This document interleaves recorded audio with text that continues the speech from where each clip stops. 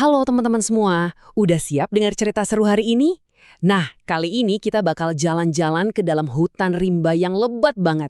Di sana, ada pertemuan antara hewan-hewan raksasa yang super kuat sama satu makhluk kecil yang kecerdikannya luar biasa. Cerita klasik ini judulnya Kisah Cerkong Kedong, dan ini asli lucu banget. Yuk, kita mulai.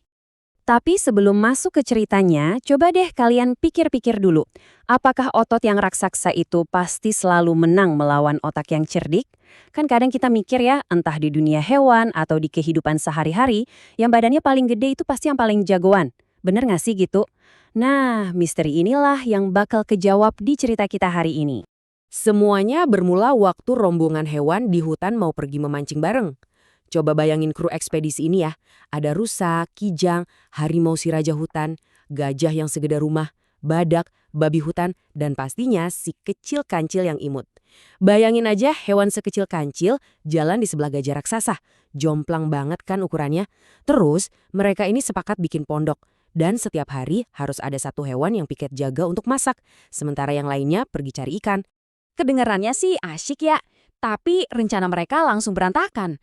Ternyata di hutan itu ada monster raksasa jahat yang suka merundung, namanya Cerkong Kedong. Tiap kali ada yang piket, pasti dikacauin sama dia. Hari pertama, rusa yang jaga pondok. Cerkong Kedong dateng, makanannya dirampas terus wush, rusanya langsung dilempar ke rawa-rawa.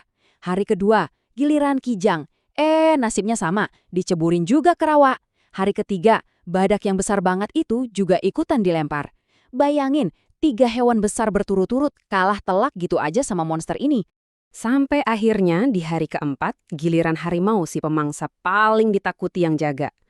Pasti pada mikir kalau harimau bakal menang kan? Memang sih, harimau melawan habis-habisan. Kalian tahu, mereka berantem sengit banget selama 2 jam berturut-turut. 2 jam loh. Tapi ujung-ujungnya, harimau yang sekuat itu juga kehabisan tenaga dan berujung dilempar juga ke rawa. Jelas banget kan, ngandelin otot aja tuh ternyata nggak mempan buat ngalahin Cerkong Kedong ini. Nah, yang terjadi di hari kelima ini benar-benar di luar dugaan. Harusnya sih giliran gajah yang piket, tapi si kancil mungil ini malah maju dan bilang biar dia aja yang jaga. Sebelum teman-temannya pergi, dia minta tolong dikumpulkan rotan yang banyak banget. Terus, pas sendirian, apa kancilnya ketakutan? Enggak sama sekali. Coba deh bayangin pemandangannya. Monster raksasa lagi jalan mendekat dengan suara langkah yang menggelegar, si kancil malah duduk santai, menyeruput kopi hangat sambil asyik menganyam tali rotan. Tenang banget kelihatannya. Pas monster itu sampai, dia keheranan dong lihat kancil dan tumpukan rotan yang begitu banyak. Disinilah kecerdikan kancil mulai bermain. Dengan wajah yang dibuat seolah-olah lagi panik banget, kancil bilang begini, "Waduh, kamu belum tahu ya, dunia ini sebentar lagi mau kiamat dan berubah jadi lautan luas. Makanya aku lagi bikin tali tebel buat mengikat diriku ke pohon besar ini biar nanti nggak tenggelam." Tuh kan, pinter banget. Daripada capek berantem secara fisik, kancil langsung menyerang pikiran si monster pakai cerita bohong yang bikin ciut nyali. Terus gimana reaksi Cerkong Kedong yang badannya raksasa itu? Pas dengar kata kiamat dan tenggelam, monster itu langsung ketakutan setengah mati. Dia memohon-mohon dengan suara yang gemeter. Wah, kalau begitu ceritanya, tolong ikat aku duluan di pohon besar itu dong kancil. Kesombongannya langsung hilang tak berbekas, diganti rasa panik. Gara-gara ketakutan, dia sampai nggak sadar kalau dia lagi masuk ke dalam perangkap hewan kecil yang tingginya cuma selututnya dia doang. Jelas aja, kancil langsung pura-pura baik hati dan setuju menolong si monster.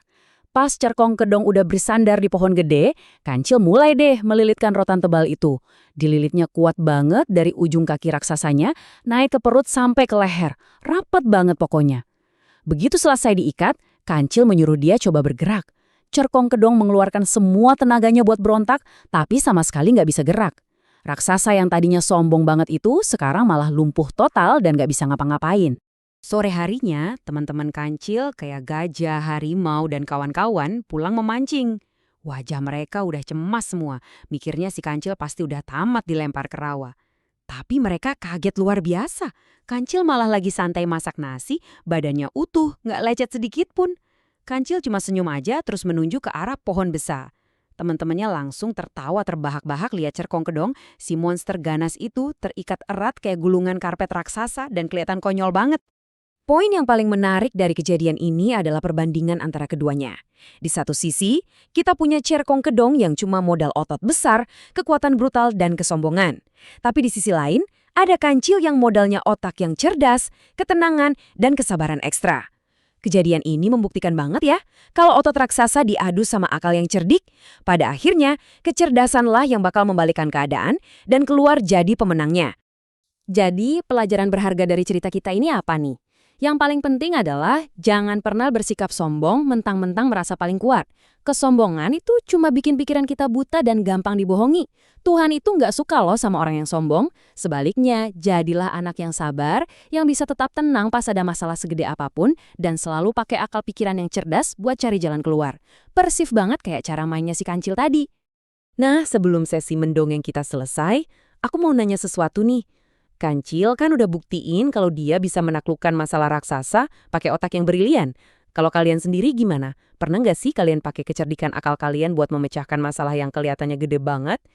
Ingat ya, nggak peduli sekecil apapun tubuh kita atau sebesar apa rintangannya di depan mata, dengan pikiran yang tenang dan cerdas kita pasti bisa kok melewatinya.